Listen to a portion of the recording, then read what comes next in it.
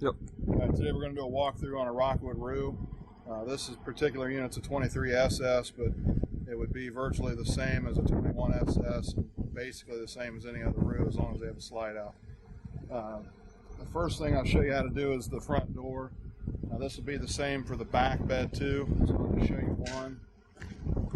You'll be given a key with your set of keys to unlock this lock. That's one nice thing about a Rockwood Roo, is you can lock these doors. Most companies don't allow for that. Push that up, pull the handle down, just bring it out of the way. Same thing on the other side. That lock should be down, so when you put the lock up, bring the handle down, bring it out of the way. Now this door is on cables, so you don't have to worry about it falling. Just let it down gently. This bed will hold about 1,500 pounds, so don't worry about that. All you're going to do is pull this canvas out. Let everything drop. Raptor line 2, Dave line 2. Pull it out on both sides. There's little corner protectors inside, so get that fitted on there first. That gives you 2 layers of protection versus tears. That's on both sides. Get your corner protectors on. Pull this down. Now the next thing would be to go inside.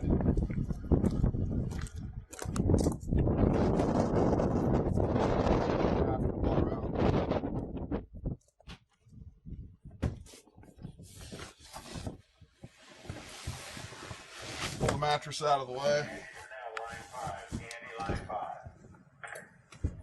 This is your Raptor Bar. What it's going to do is fit right over the little black button. Once you get it, just kind of lightly shake it out until it's tight, and then that'll fit right there. You can see how that just latches. There's a hole there. If in the future you need this to be tighter, there are 2 more adjustments there. So you push your mattress out. Now let's run back outside real quick.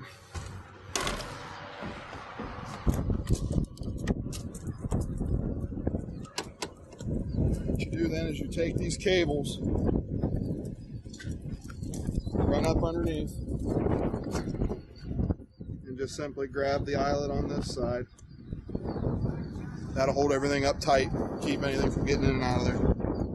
Snaps on the front, that button's right underneath. Of course, the first with it being new, it's going to be tight, so you're going to have to pull it. Once you get it snapped, that one's snapped. When you go to undo it, put your hands on both sides of the snap and wiggle it as you pull it down, and you'll never break the snap. To put it back in, again, what you're going to do, because all your snaps would have been snapped, you put a hand on both sides of the snap, you wiggle it gently, and it'll just come off on its own. And you see you've kept the snap in the hole, and everything's fine. Then you'll have the 4 cables, or little bungee cables. You pull those out of the eyelet. Make sure nobody's standing on the other side, because you're going to catch them. That's everything free. Go inside.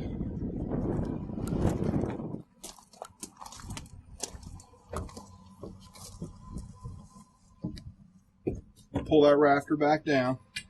It's alright if that doesn't collapse. If it does, it does. Now this rafter bar, and this one should all be laying on the big side of the mattress. And then what you're going to do is pull the mattress towards you a little bit and sandwich those 2 steel bars inside that mattress. Now we'll go back outside and we'll put it up.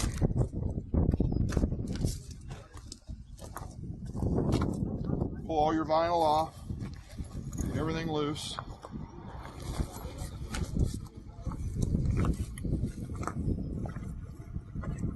Do everything tucked as best you can.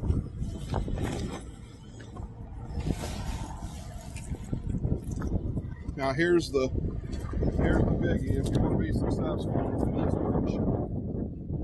get everything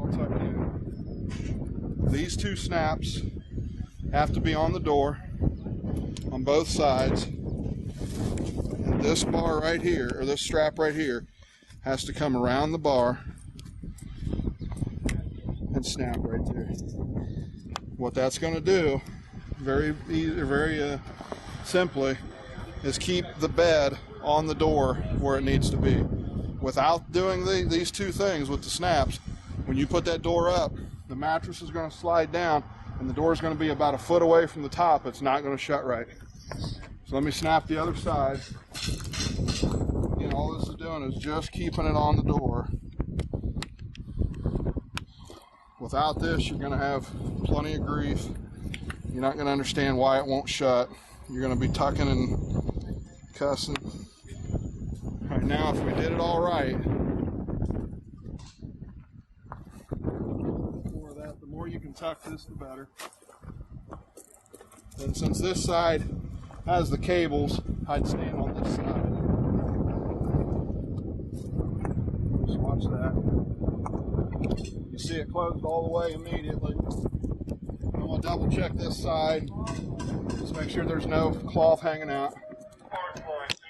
You simply latch it, and that's as tight as you need to make it. The factory sets the tension. You can choose to lock it or not lock it.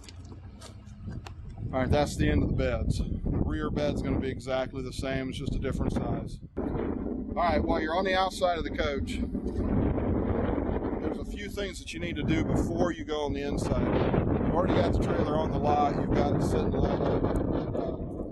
It's kind of a little wives' tale that you have to have the trailer left to right, side to side, perfectly level. It doesn't have to be the trailer even front to back. All it has to be is comfortably level. Now, if you need a tow rope to get you from the back to the front, that's not comfortably level.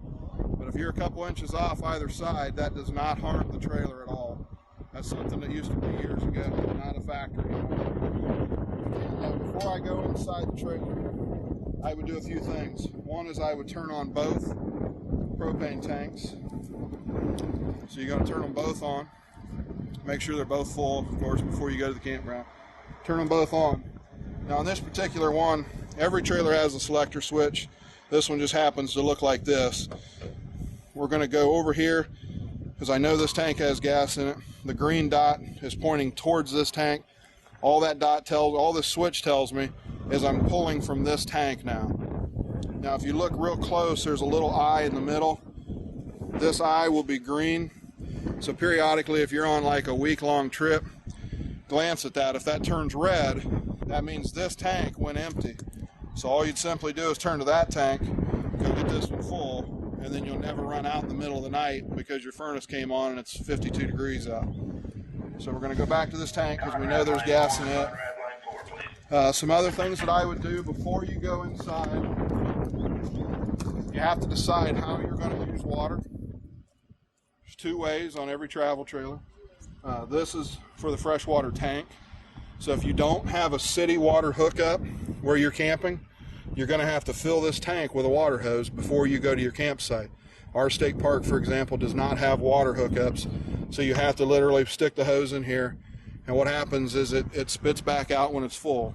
Now occasionally it's not quite vented the way you'd like it to be, so it'll try and spit it out a few times.